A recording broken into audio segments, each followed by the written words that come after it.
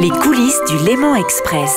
Je m'appelle Béatrice Maxwell, je suis l'épouse de Sigurd Maxwell qui, si l'on peut dire, est un peu à l'origine du SEVA. C'est-à-dire qu'il voulait faire renaître un projet qui existait depuis longtemps, d'au moins 100 ans, de 1912, un projet où les tracés étaient déjà définis, les terrains étaient déjà acquis et même au niveau du financement, il y avait une convention entre le Conseil fédéral et puis le canton.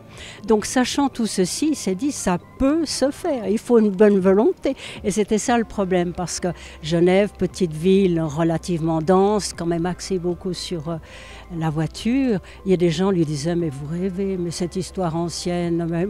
Puis il y avait d'autres projets quand même, il y avait d'autres projets aussi. Alors il a fondé une association translémanique en 1993 pour la promotion du rail, donc qui automatiquement, du fait que ce maillon manquant depuis Annemasse jusqu'à Cornavin partait de France, donc automatiquement les Français étaient bienvenus dans son association. Et puis il a bataillé, il a travaillé au-delà de 15 ans. Donc c'était vraiment une lutte acharnée et je l'ai rarement vu, ou peut-être jamais, complètement abattu ou voulant jeter les ponts. Non, il se redressait toujours comme un poussat, là, il se redressait, téléphonait, il rencontrait il se déplaçait beaucoup, tout au long du lac par exemple, jusqu'à Saint-Gingolph pour rencontrer tous les maires des différentes petites villes ou grandes villes comme Évian, Thonon, etc., Périgny, enfin j'ai ces noms en tête, Chablais, et puis de l'autre côté aussi, en France voisine, mais vers le Haut-Bugey, Nantua, enfin je sais pas tous ces noms.